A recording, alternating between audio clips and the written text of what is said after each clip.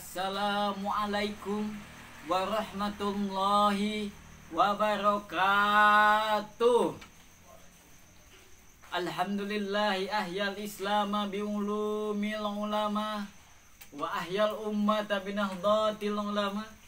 Wassalatu wassalamu ala sayyidina Muhammadin sayyidil atqiya wa ala alihi wa sahbil asfiya. Amma ba'du. Qala Allah Ta'ala fil Qur'anil Azim wa huwa asdaqul qailin. A'udzu billahi minasyaitonir rajim. Bismillahirrahmanirrahim. Ud'u ila sabili rabbik bil hikmah wal mau'izatil hasanah wajadilhum billati hiya ahsan. Maknana wallahu a'lam bihaqikatul murad. Yang saya hormati pimpinan cabang pergerakan mahasiswa Islam Indonesia Kabupaten Bandung. Yang saya hormati para panitia lomba, para panitia sekolah dakwah kalau mereka serak gitu.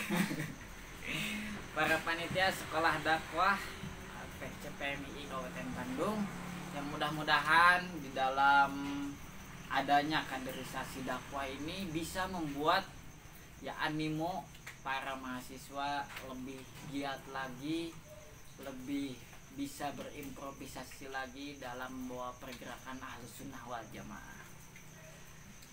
Ini kita akan ngobrolin dakwah, ya, dakwah Islam di Indonesia.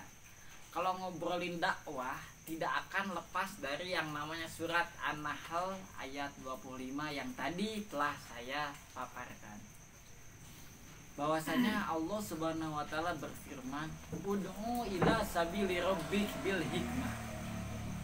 Serulah, ajak manusia yang ada di muka bumi, mau itu sebangsa, mau itu senegara, mau itu satu agama, untuk kebaikan, ke jalan Allah. Walaupun beda agama, kita harus tetap senantiasa mengajak kepada kebaikan. Apalagi ini satu agama Islam, apalagi satu akidah, apalagi satu organisasi.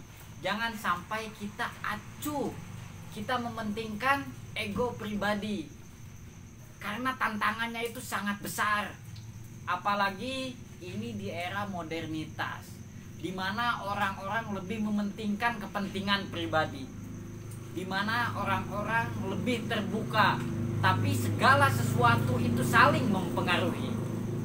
Jadi simbolnya ketika kita berdakwah, kita biasakan berdakwah dengan amar ma'ruf bil ma'ruf, nahyil munkar bil ma'ruf juga. Jadi 1/3 dalam Al-Quran itu kisah, 3/4 itu semuanya kasih sayang. Jadi kalau kita berdakwah, mengajak orang lain untuk senantiasa taat kepada Allah, cukup dengan kasih sayang. Jangan sampai kita mengutamakan amarah, jangan sampai kita mementingkan ego, dan jangan sampai kita mementingkan kepentingan pribadi, apalagi dibungkus dengan politik untuk membuat sesuatu dengan berkedok agama. Jadi kalau misalkan kita tantangan di era modernitas itu harus dengan bil hikmah, dengan kejadian, dengan contoh. Kalau Nabi itu dengan uswah, dengan perilaku yang baik, hasanah. Juga supaya permanen kita harus mengerti apa yang harus dilakukan oleh subjek selaku pemateri, selaku dakwah kita sebagai mahasiswa yang memang memegang teguh Ahlus Sunnah wal Jamaah. Bagaimana kita bisa menyiapkan materi yang relevan, yang sesuai dengan teknologi dan media yang menunjang, supaya kita tidak tertinggal. Juga kita harus melihat objek kita. Jangan sampai kita lebih mementingkan kepentingan duniawi. Jangan sampai kita lebih suka dakwah dengan otot-otot kita, dengan keinginan-keinginan kita, dan melupakan keinginan-keinginan objek kita, para jamaah, para mahasiswa lainnya, para ibu-ibu, bapak-bapak, semua yang ada di sini, gitu semuanya. Jadi jadi kita harus melihat muktadol hal. Kalau dalam kitab Johar Maknum itu ada Faidatul Khobar, ada Lazim Faidatul Khobar, ada Aliman Jilatal Jahil. Kalau Faidatul Khobar itu objeknya memang dia tidak tahu apa-apa, makanya kita harus kasih tahu yang sebenar-benarnya, yang jentre, yang jelas, bertahap pastinya itu. Yang kedua harus Lazim Faidatul Khobar, orang yang lebih tahu, yang sudah tahu itu dikuatkan bagaimana supaya kita masuk gitu, ngajak lagi. Yang ketiga itu Aliman Jilatal Jahil, dia itu tahu tapi tidak mau mengamalkan ilmu.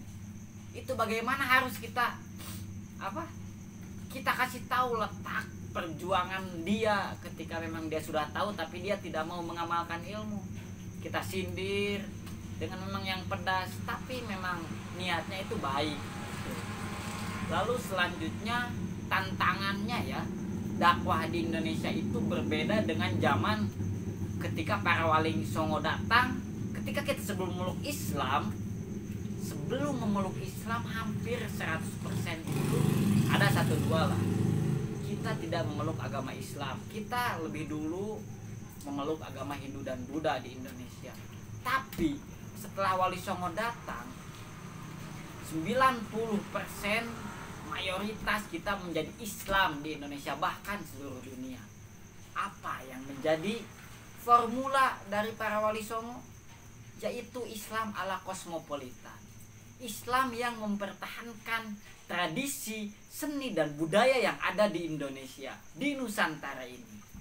Dulu itu kan bukan hanya Indonesia, dan itu permanen. Beliau mengajarkan tata cara bermain bonang, bermain wayang, apapun itu yang membuat masyarakat Indonesia khususnya Nusantara itu nyaman, lalu ingin semua memeluk agama Islam. Tapi berbeda dengan Islam yang sekarang lagi radikal di Indonesia, itu Islam kosmopolitan, Islam yang menganggap bahwa dirinya adalah Islam yang sebenar-benarnya, yang selain dirinya itu adalah Islam yang salah, Islam yang sesat, akan masuk neraka. Tapi yang Islam kosmopolitan itu menganggap bahwa Islam itu adalah Islam yang paling masuk surga, kayak panitia akhirat aja kan. Nah itu, jadi memang Islam seperti itu baik, cuman kurang pas gitu kalau diterapkan di Indonesia. Ya dimanapun lah, kalau yang namanya dengan kekerasan, dengan paksaan, orang nggak bakalan mau gitu. Kita harus mengajak dengan kebaikan dan hikmah, juga melarang dengan kebaikan dan hikmah juga begitu. Jadi pada intinya ketika dakwah Islam di Indonesia disangkut pautkan dengan tantangan modernitas, kita harus bisa melihat media apa yang harus kita siapkan, lalu kita harus melek terhadap teknologi juga. Kita harus bermain ya di media, karena sekarang itu sudah zaman corona, teknologi semakin maju, kita lebih susah untuk face to face dengan orang. Buka saja media kalian bisa berdakwah di Facebook, terus bisa berdakwah di YouTube, di WhatsApp, tapi dengan metode Islam yang diajarkan oleh ajaran ulama-ulama terdahulu, ulama-ulama mutaakhirin, ulama-ulama mutaqaddimin begitu. Dengan kitab-kitab kuning klasik yang sanad keilmuannya nyambung sampai ke Rasulullah.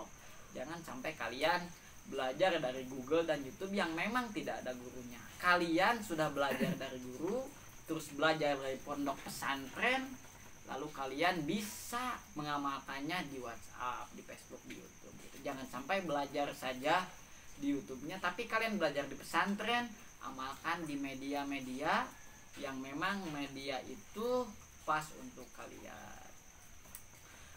Itu saja yang bisa saya sampaikan. Mohon maaf apabila banyak kesalahan karena saya dalam tahap belajar.